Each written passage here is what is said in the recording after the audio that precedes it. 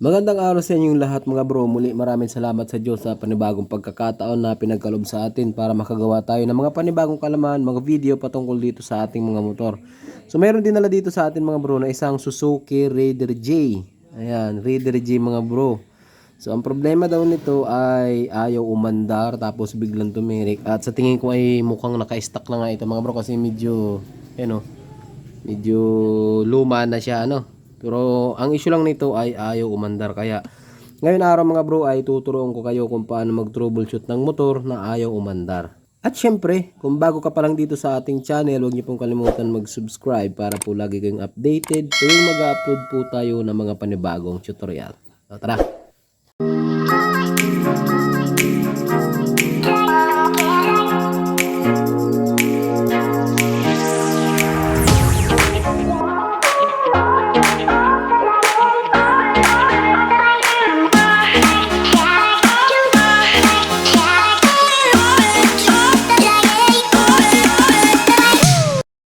Yan mga bro. Pakita ko muna sa inyo yung itsura ng motor bago natin tirahin. So, sabi nung may-ari kagabi, wala na siyang susian. Okay, wala na siyang susian. Tapos, meron daw switch dito. At tama naman, ayun, meron lang siyang switch dito. Ito yun yung kanyang pinaka-switch, yung on and off ng motor. Ayan. So, ulitin ko mga bro. Pagka ganitong ayaw umandar, so hindi kayo basta-basta magpapalit ng kung anong pyesa. Ang kailangan dyan mga bro ay ma-troubleshoot nyo muna kung saan ba nagkakaproblema. Okay? So, hahanapin natin kung ano ba yung salarin niya at kung saan siya nagkaproblema. Kasi yung motor na ayaw umandar mga bro ay napakarami pong possible na dahilan. Pagka ganitong mga dekarburador mga bro, ulitin ko sa inyo, tatlong bagay lang i-check natin dyan. Okay? Tatlong bagay i-check natin dyan. Unang-una, yung kuryente. So dapat meron tayong kuryente. Pangalawa, yung gasolina or yung fuel line dapat buo yun, at yung compression sa ating mga motor dapat buo po yun. So ang isa man ay wala dun sa tatlong yun, paniguradong hindi po talaga aandar ang motor nyo. Kung aandar man din yan, ipalyado. So pag sinabing kuryente mga bro, ang mga involved na piyesa dyan, halimbawa walang kuryente, ang involved na piyesa dyan ay yung CDI natin, yung ignition coil, yung pulser, yung spark plug, yung high tension wire. Yun mga i-check natin pagka walang kuryente. Ngayon kapag yung gasolina naman ang problema is yung carburetor, yung tangke, yung fuel hose, yung papasok, yung barbula, yan i-check natin yan dyan. At kapag yung compression naman is yung timing, yung piston, yung block, yung barbula. Ayan, yung cams, mga possible na dahilan kung bakit wala tayong compression. Ngayon mga bro, ang unang gagawin natin dyan ay i-check yung compression. So paano ba mag-check ng compression mga bro? So yun ang uunahin natin na i-check.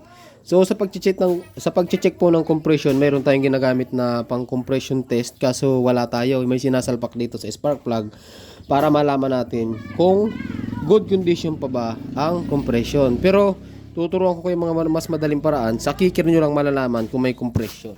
Tayo natin. Yun. Yan. So kapag naramdaman nyo mga bro na matigas siya, kapag kinikik, naririnig nyo naman na nagre-redundo siya, naririnig nyo. Ulitin natin. Yan. So kapag gano'n na medyo matigas yung kicker mga bro, ay okay pa po ang compression. Pero kapag ginanito nyo, kinamay nyo na ayaw na hindi na tumitigas, ibig sabihin yan, loose compression po yan. Okay? So sa tatlong chinik natin, kuryente, gasolina, compression. So tapos na tayo sa compression. So doon na lang tayo sa dalawa. So ang isunod natin na i-check is yung kuryente. Dapat mga bro ay mayroong kuryente at yung gasolina. So isunod naman natin na i-check yung kuryente.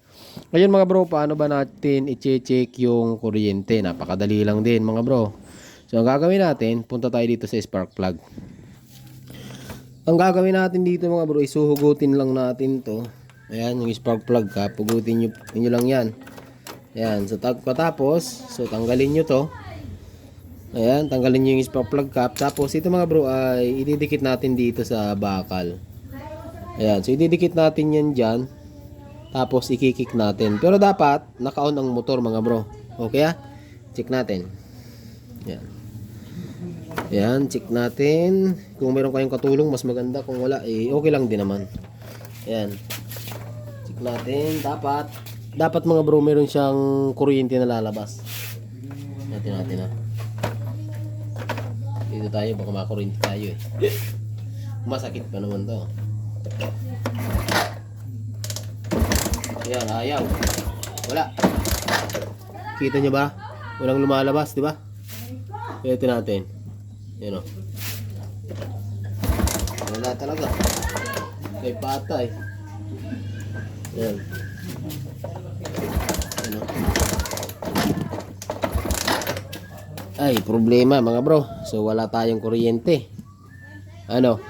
Kung nakikita nyo, walang lumalabas na kuryente kahit naka-on na yung motor. So, doon na tayo mag-uumpisa mga bro, mag-troubleshoot. Bakit wala siyang kuryente? So, maraming possible na dahilan niya kung bakit wala siyang kuryente mga bro. Pero, para mas makita natin, tanggalin muna natin tong mga cover niya. Tanggalin muna natin yung fairings para ma-expose tayo dun sa mga wires niya. Okay?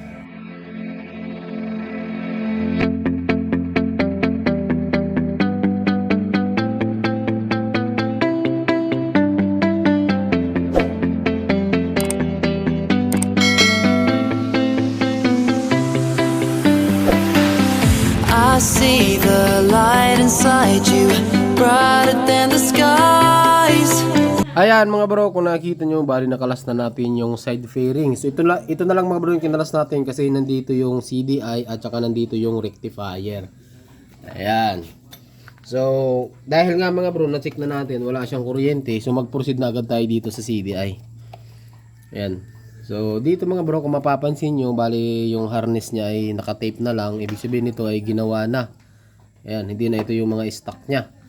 So, dito, sa Reader J mga bro ay meron tayo ditong, kung makikita nyo, bali 5 wires po ito. Ayan, 5 wires po ang CDI nito. So, tanggalin muna natin to para makita nyo talaga. Ayan, klasin natin ha. Tanggalin natin. Ayan. Nakatip na mga bro, kung makikita nyo, nakatip na siya. Kalasin natin to.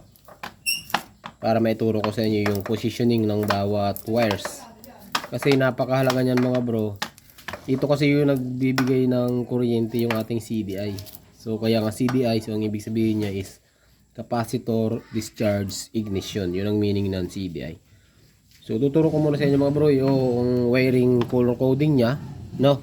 Yung wire coding niya, meron tayong green, blue, mayroong orange, mayroong puti na may stripe na blue ulit, at meron tayong kulay itim. Ayan. So ganyan yan mga bro ang wirings. Yung itim, itong green tsaka yung ito ay pinalitan na nga ito. Ayan, pinalitan na siya. Yung orange mga bro is ito yung ating main supply.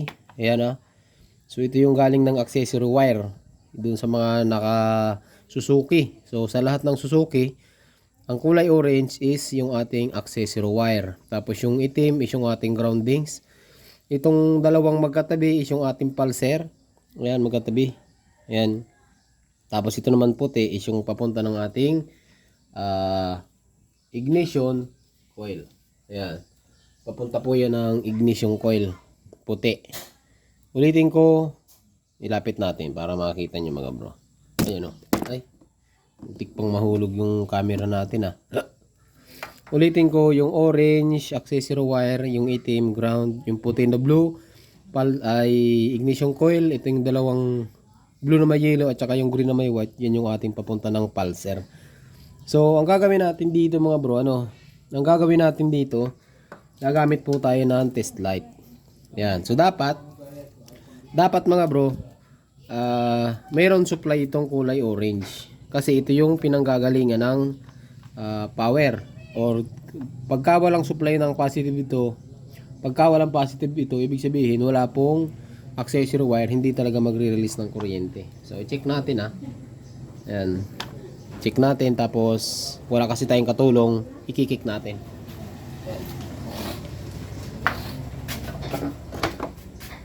Alright. Try natin ito. Ayan, wala. Yun natin. Nakabaliktad lang. Ayan, wala Diba? Patay. Wali. Wala. Walang power. Yan. So kapag ka na-check natin mga bro, walang power, ibig sabihin yan, hindi talaga magkakaroon ng kuryente. So ano ang isusunod natin mga bro, kapag ka na-check na natin yung CDI na wala talaga, so proceed tayo dito sa ating stator. Yan. Dito na tayo sa may sakit ng stator. So mamaya na natin i-check yung ating regulator rectifier kasi yung pinaprocess na kuryente nito ng rectifier manggagaling sa stator. Kaya punta na tayo dito sa rectifier, sa stator. Yan, lapit natin. Ayan mga bro. So dito naman sa stator, meron tayong dalawang socket na makikita. Parang Raider 150 lang po, parang smash. Yung green at saka yung blue, so wag na natin ano yan.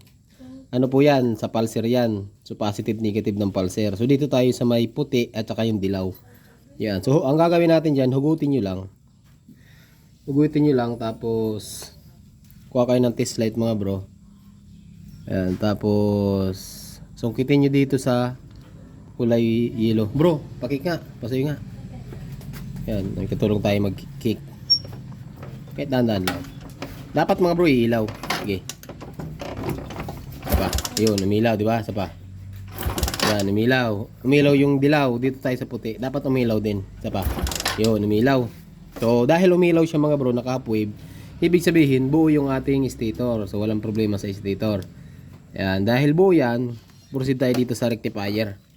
Ito mga bro. Punta tayo dito. Yan. Oh, yan oh. Ni-rewiring na talaga to. Hindi na to ang stock nito. So yung dilaw na yan tsaka yung puti, papunta rin dito yan mga bro. Ito yan oh. So dahil may ilaw dito, dapat dito sa rectifier may ilaw din kasi isa lang din naman na linya eh. Oh, try natin. Hindi bro, kick. Yan, meron. Okay ah. Meron yung puti. So dito tayo sa dilaw. Try natin yung dilaw mga bro. Yeah, sige, kick. Diba? Meron. Meron kaso mahina oh. Tingnan mo. Yan. Okay, buo mga bro, ano? So dahil buo yung linya, salpak natin. Salpak natin mga bro. Yan. So yung dilaw tsaka yung puti, AC yon galing ng stator papunta ng rectifier. Ngayon, ang output nito ay kulay pula. Ito yan mga bro. Yan oh. Kulay pula, ito yan sa ilalim. Yan. Okay. So, i-check nyo yung kulay pula. Kasi ang kulay nito ng apat na terminal lang naman ang kulay nito. Puti, dilaw, pula, itim. Yung itim, negative. Yung pula, positive. Yung puti, dilaw, galing ng stator. So, i-check natin yung pula. Dapat magre-release to.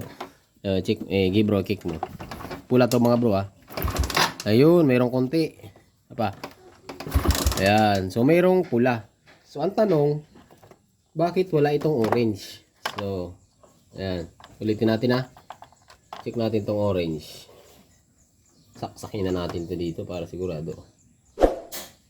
Yan. Oh, check. Sige bro, kick mo. Yan, walang orange di ba? So, try natin i-on.